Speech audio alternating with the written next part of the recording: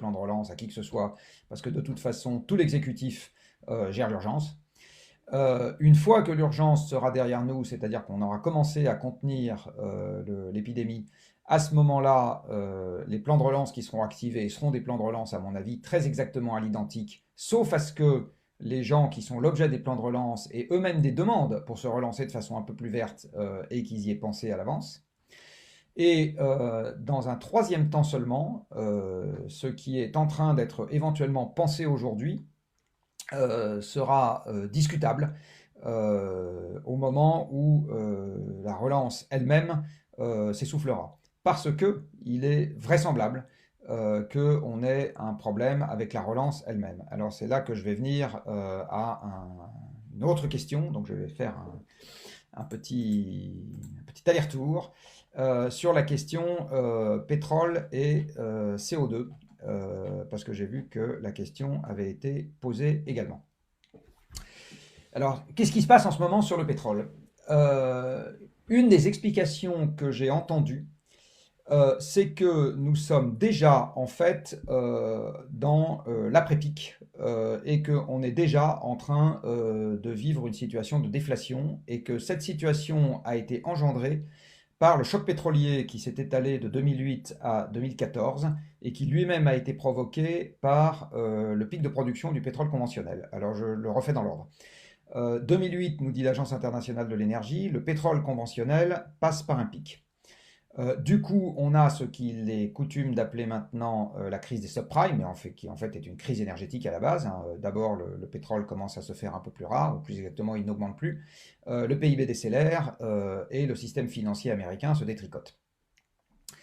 Là-dedans, le prix du pétrole remonte très fortement. Du coup, les investissements dans l'amont pétrolier triplent en l'espace de quelques années. On racle un peu mieux les fonds de tiroir et surtout on se met à lancer la production de shale oil, mais laquelle est beaucoup plus difficile techniquement et beaucoup moins rentable économiquement que la production de pétrole conventionnelle qui, elle, est en train de décliner. Et le système, en novembre 2018, arrive à un pic depuis lequel la production décline. Et ce pic engendre lui-même un début de difficultés économiques. On voyait bien, la croissance était en train de baisser partout, la production industrielle de l'Allemagne commençait à souffrir, etc. Et ce pic engendre un début de diminution du prix du pétrole. Et à ce moment, le système s'emballe. Le début de diminution du prix du pétrole met les foreurs de shale oil en difficulté, supprime encore plus les investissements. Et là-dessus arrive le coronavirus, qui est le coup de grâce en faisant tomber le prix du baril à un niveau qui est tellement bas que les investissements vont continuer à baisser. Alors là-dessus, qu'est-ce qui va se passer? Il va se passer que comme les investissements dans le shale oil, qui était le seul réservoir de croissance avec les sables bitumineux, baissent, du coup la production de shale oil va s'arrêter de croître, voire se mettre à baisser. Dans les pronostics qu'on commence à voir passer ici et là, il y avait un article, je ne sais plus, dans le FT, je crois, aujourd'hui, disant que 2020 pourrait très bien, à 30 ou 40 dollars le baril, être l'année du pic de production du shale oil. À ce moment, la production mondiale de pétrole se met à baisser, et comme l'activité économique suit au premier ordre, ou plus exactement ne peut pas être plus importante, c'est plutôt ça qu'il faut voir, que la production de pétrole, c'est-à-dire il peut y avoir autre chose qui l'entame, par exemple le coronavirus, mais en tout cas, sa borne supérieure, son enveloppe, c'est la quantité de pétrole disponible. Et comme cette quantité baisse, ça veut dire que les plans de reprise ne donneront pas les effets escomptés. C'est là que je voulais en venir. Dit autrement, à un moment, on retombe sur un défaut de pétrole pour que les plans de relance s'appliquent à plein. Et donc, ce qui va se passer, c'est qu'on va injecter plein d'argent. C'est un peu comme le quantitative easing après 2008. On va injecter plein d'argent et la relance économique ne suivra pas. Donc c'est à ce moment-là et à ce moment-là seulement que peut-être il commencera à y avoir une opportunité pour que les oreilles s'ouvrent et qu'on essaye de faire différemment. Alors ce différemment, il demande comment dire, il demande des mesures qui là aussi pour le moment sont très très peu disponibles sur la table. Parce que en gros, ça revient à faire face à des problèmes qui augmentent avec des moyens qui baissent. Or, personne aujourd'hui, y compris chez les écologistes, c'est ça qui est très drôle, personne aujourd'hui n'a ce type de cahier des charges en tête. Si on prend nos amis de Negawatt, par exemple, la contrepartie économique de leur scénario, c'est la croissance. C'est-à-dire que quand ils ont fait le volet économique de leur scénario, ça se fait dans un monde en croissance. La SNBC française, qui prévoit une très forte baisse de la consommation d'énergie fossile, enfin, ou plus exactement qui scénarise, pas prévoit, une très forte baisse de la consommation d'énergie fossile, eh bien, elle se fait dans le cadre d'un monde en croissance. Le scénario 2 degrés de l'AIE, qui est aussi un scénario qui est censé permettre d'avoir une économie qui se décarbone, se fait dans un monde en décroissance. En croissance, pardon. Quel horrible lapsus. Le Green Deal européen se pense également dans un monde en croissance.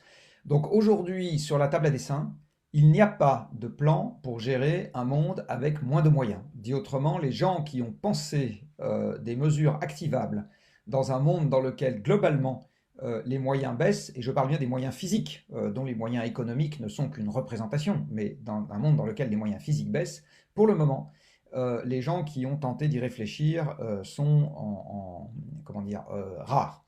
Alors, au Shift Project, c'est ça qu'on essaye de faire, soit dit en passant.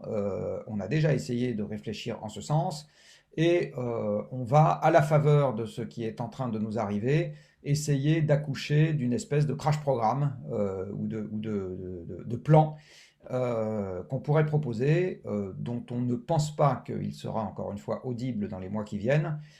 Mais par contre, on espère vraiment que dans l'année, n'importe quand entre maintenant et la prochaine élection présidentielle, si la situation ne dégénère pas trop, on aura une fenêtre de tir pour le présenter, parce que, encore une fois, je pense que malheureusement, la réalité, c'est que quand il y aura des plans de relance, ces plans de relance vont buter sur la baisse de la production de pétrole. Alors, accessoirement, au moment où il y aura des plans de relance et une production de pétrole en baisse, la logique voudrait qu'il y ait un nouveau choc pétrolier. C'est-à-dire qu'à ce moment-là, le prix du pétrole remonte très rapidement. Comme vous avez pu le constater ces derniers temps, le prix du pétrole est devenu maintenant extrêmement volatile, donc il est capable de fluctuer à la hausse comme à la baisse très très rapidement. Et donc, je ne serais pas plus étonné que ça si après être à 20 dollars le baril, un an après ou 2 ans après, il se baladait à 100 dollars le baril. Je pense que tout ça fait partie des choses possibles. Donc, je ne suis pas du tout en train de faire une prévision. Je suis juste en train de dire que c'est très très difficile aujourd'hui de faire des pronostics. Et plus que jamais, cette blague de pétrolier me semble valable, qui est, vous pouvez donner un prix et vous pouvez donner une date, mais surtout jamais les deux en même temps. Voilà, donc le pétrole va être un facteur limitant de la reprise. Alors après, est-ce que ça veut dire que le pétrole de schiste américain va voir sa bulle éclater? Ça dépend ce qu'on appelle une bulle.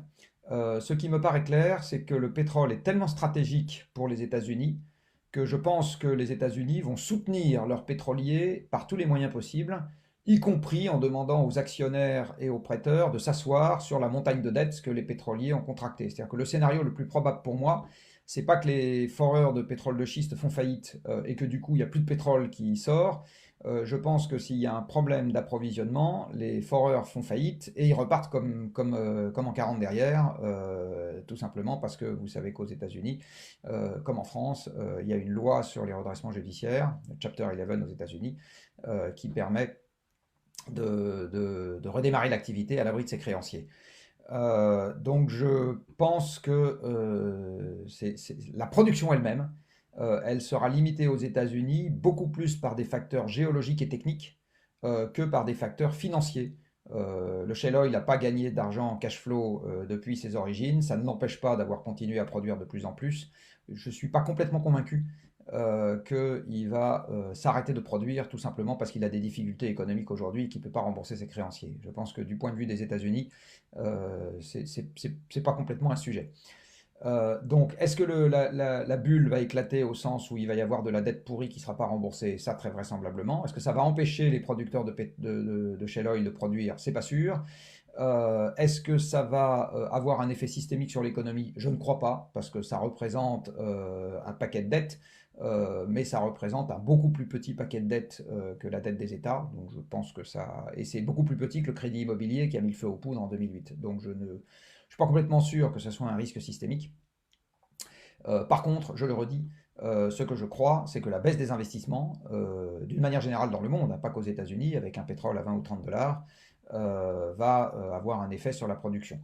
On peut rajouter à ça le fait que un des producteurs majeurs aujourd'hui, qui est la Russie, avait annoncé avant l'épisode coronavirus et avant l'épisode pétrole à 20 dollars qu'ils escomptaient passer leur pic en 2021. Alors, personne ne saura jamais si c'est du bluff, enfin on le saura après coup, comme d'habitude.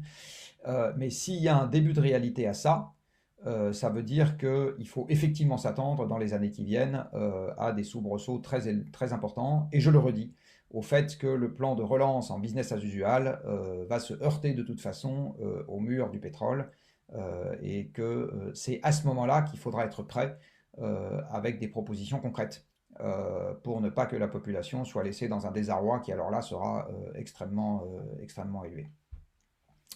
Un autre effet que ça va avoir,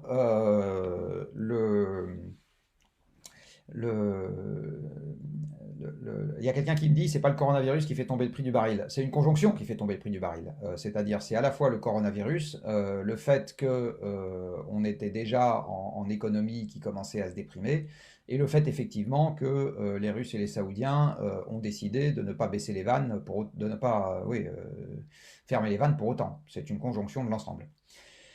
Ce qui euh, donc je le disais, ce qui va être intéressant, c'est de concevoir des plans de relance qui peuvent passer la rampe. Alors, une des choses qui pourrait très bien se produire, soit dit en passant, dans ce contexte-là, c'est que le soutien aux énergies renouvelables électriques, qui aujourd'hui consomment des grandes quantités de capitaux et qui s'occupent d'un problème, notamment en France, qui n'était pas urgent, fasse l'objet d'une réorientation rapide. Voilà, ça c'est quelque chose qui... On voyait déjà les Allemands qui étaient en train de caler. L'année dernière, ils ont installé beaucoup moins d'éoliens dans l'année que ce qu'ils faisaient les années précédentes. Alors par contre, ils ont installé pas mal de solaire, mais il n'est pas du tout exclu que l'un des effets collatéraux, j'ai envie de dire, de cette affaire-là, c'est que la perfusion d'argent public qui est nécessaire pour le déploiement de ces trucs-là se tarisse. Et c'est d'autant plus possible qu'il peut y avoir un effet étonnant dû au marché. Aujourd'hui, les tarifs garantis financent un delta entre le prix de marché, la différence entre le prix de marché et le coût de production. Si on a une économie déprimée, les prix de marché devraient logiquement baisser. Et donc, la quantité d'argent nécessaire au soutien financier devrait à ce moment-là augmenter. Donc, si les prix de marché deviennent durablement bas parce que l'économie en a pris un grand coup dans le nez, eh bien, donc on peut très bien avoir un enchaînement, hein. Moins de pétrole, du coup l'économie souffre, ou coronavirus, du coup l'économie souffre, et du coup derrière, la demande électrique baisse.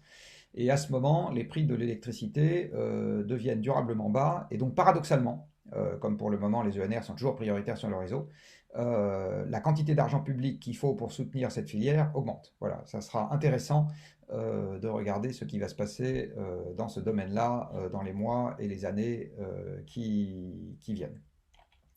Alors dans les questions corollaires, toujours sur le pétrole, il y avait une question qui était pourquoi est-ce que les dirigeants européens ne sont pas plus inquiets que cela face aux futures difficultés d'approvisionnement en pétrole?